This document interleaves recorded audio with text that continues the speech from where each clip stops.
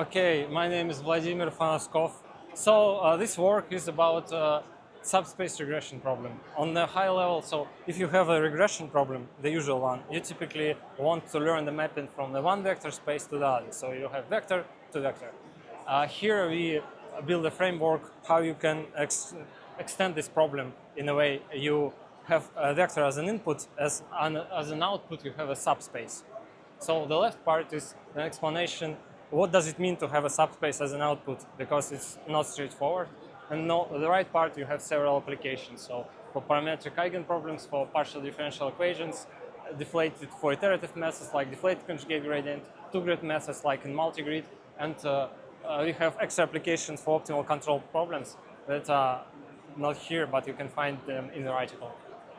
So the basic problem is that, so if you specify the subspace, it's a hyperplane. So it's just a plane in a high-dimensional space.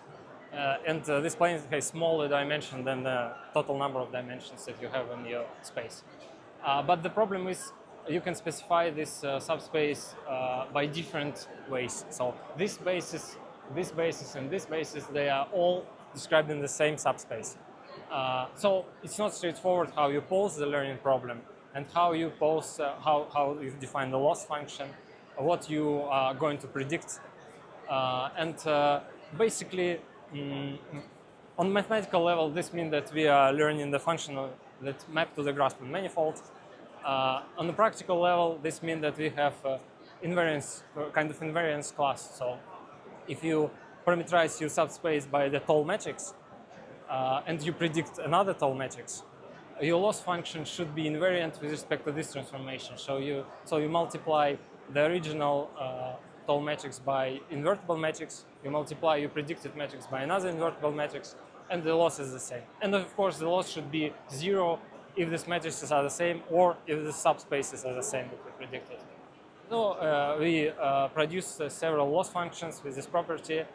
And they are mostly based on orthogonal projectors on the Grassmann, orthogonal projectors just on the subspaces that we predicted on the subspace that we have in the target space. And we found that this is insufficient, this is good, it's training, but it's not enough to produce good results. To produce good results, you need another trick. In place of predicting subspace of the size that you have, you predict the subspace of larger size with larger number of vectors, but in such a way that your original subspace is within it. So it's embedded into it. Why this trick is working? Here is an illustration. So here you have a function equivalence class for this kind of vectors. These vectors are here, so they form ellipses. And in place of predicting this mapping, this kind of vector, you predict two vectors on the subspace, two arbitrary vectors. And this mapping is a constant mapping, so it's much easier to learn that the original mapping is not constant.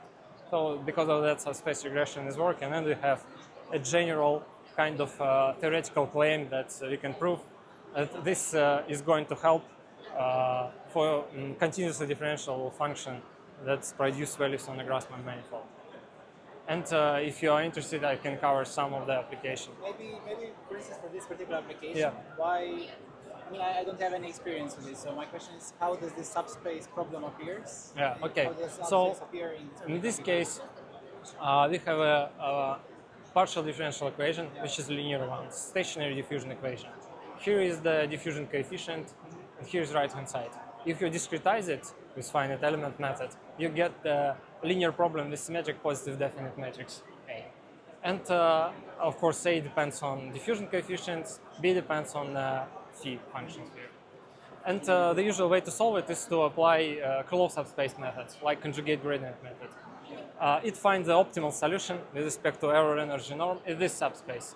So you basically repeatedly multiply B by the matrix A and use these vectors to find the subspace, find the vector here. The problem is with this vector, it's optimal, it's working fine, it's consistent, so eventually it is going to converge. The problem is if you multiply right-hand side by this matrix A all the time, you amplify the subspace corresponding to largest eigenvectors of matrix A, and you neglect the subspace with small eigenvectors. So the way to speed up this iteration is to increase this approximation space by appending a few eigenvectors corresponding to smallest eigenvalues. And this is known as deflated conjugate gradient. So we pose this as a subspace regression problem. We collect a data set with, for each diffusion coefficient, sampled from some distribution. We collect the subspaces and we form the problem for predicting these subspaces from the diffusion coefficients. And here you can see the performance. This is the standard conjugate gradient. This the solid line is the performance with subspace as predicted by neural network. The dashed line is the subspace that is true one, so exact, obtained from the oracle. What is M?